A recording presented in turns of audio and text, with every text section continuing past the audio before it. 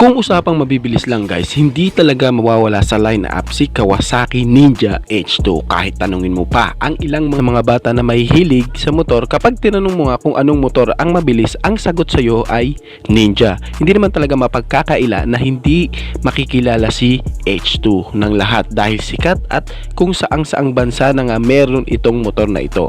Pero alam mo ba na meron pa palang H2 na binuo sa ibang company, at kung naaangasan at napopormahan ka sa Kawasaki H2, dito naman sa niremake na H2 ng ibang brand is mas maaangasan ka pa. Tara guys, samahan nyo ako at pag-usapan at alamin nga kung ano ang tungkol sa motor na ito. At make sure guys na makasama ko kayo hanggang dulo ng video na ito. At let's go mga ke-father, pag-usapan na natin ang motorsiklo na ito.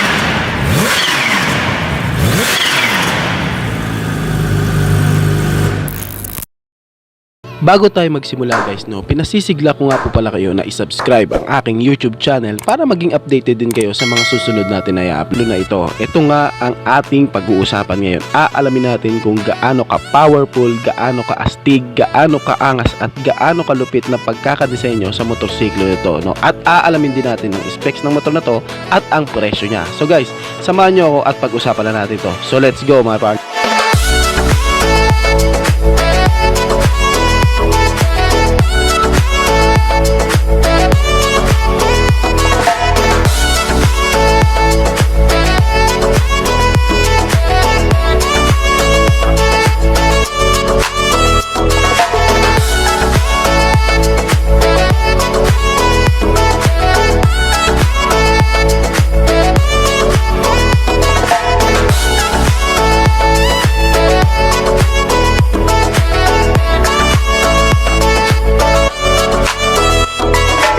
Ang motor nga na ito na ating pag-uusapan ay mula nga sa brand na Bimota. malamang na bago sa'yo ang company na yan. Kung di ka pamilyar, malamang na maiisip mo talaga na yung brand na yan ay China bike. Ang Bimota Motorcycle Company ay isa ngang brand mula sa Europe at sa parteng Europe lamang nga ang target market ng company na ito. Kaya ang ilan sa atin dito sa Asia ay di pamilyar kay Bimota. Ngayon, baka matanong mo, bakit nanggagaya din sila sa ibang brand? Ito nga ay isa para sa paglilinaw tungkol nga sa bagay na yan. Noong October 2019 nga, naging magka-collaboration ng si Kawasaki Heavy Duty Industry. Specific niya nga binili kay Bimota Company ang 49% stakes ni Bimota Company. Magkasosyo at halos kalahati nga ng company ni Bimota ay Kawasaki na nga ang ownership dito. By the way guys, baka nga matanong nyo, bago lang ba yung Bimota Company na yan? Ang Bimota Company ay naitatag noong 1973 sa bansang Rimini, Italy. Ang founder nga ng Bimota Company ay Massimo Tamburini. Alam natin na malaki at kilalang brand na si Kawasaki, kaya hindi makikipag-collaboration sa ibang brand ito kung alam niya na hindi pa talaga ganun katagal at wala pang napapatunayan sa masa ang ikasososyo nila. Kaya masasabi kong tiwala na si Kawasaki kay Bimota dahil sa matagal na din namang naitatag at may mga napatunayan na din sa masa si Bimota pagdating sa motorcycle industry.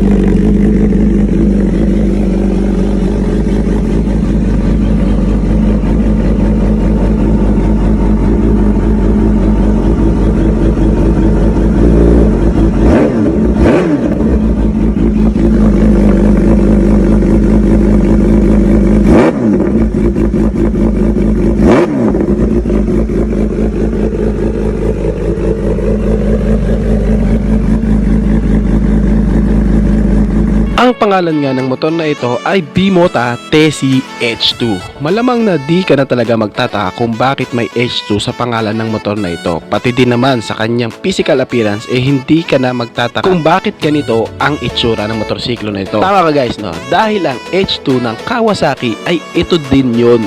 Pero binago lang ni Bimota at dinagdagan ng angas at forma sa new design nila ng Tessie H2 nila. Pero kung usapang engine specs, wala silang pinagbago dahil same lang sila ni Kawasaki H2 na naka-liquid cooled pa din siya, dual overhead cam at syempre ang pagkakakilanlan ng H2 ng motor na ito, ang supercharged engine. Naka-supercharged engine din ang motorsiklo na Tessie H2 at naka 4-cylinder din siya. At dahil same pa din sila ni Kawasaki H2, pumapalo din si Tessie H2 ng maximum power na 242 HP at 11,500 RPM na meron namang maximum torque na 141 Nm of torque at 11,000 RPM.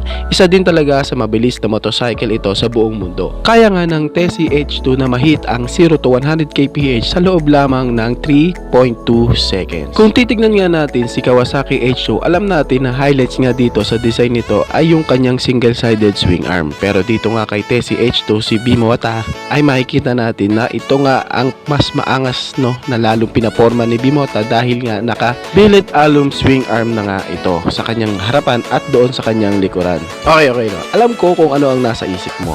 Paano liliko yan?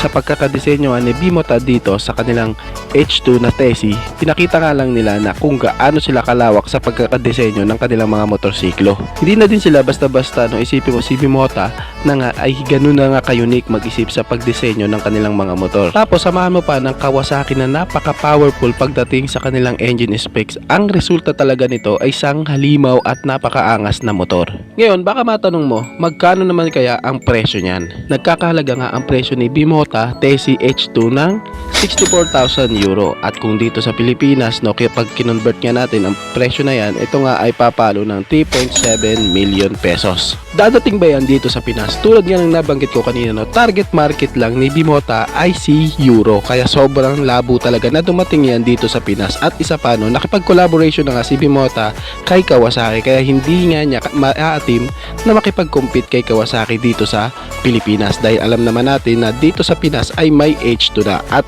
kahit hindi ganun kataas ang selling ni H2 sa Pinas, nangunguna pa din naman dito sa Pilipinas ang Kawasaki ZX-10R nila pagdating sa selling.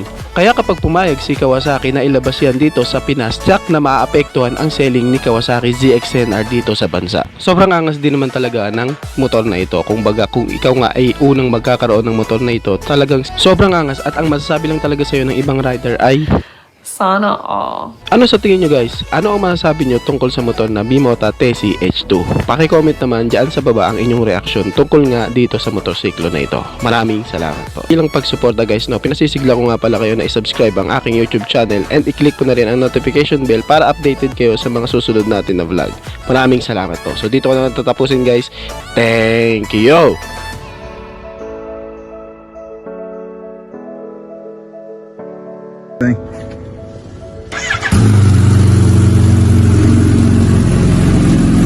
Kawasaki now owns the motor, so it's only clear why they'd use the H2 motor. Can we give a little rev?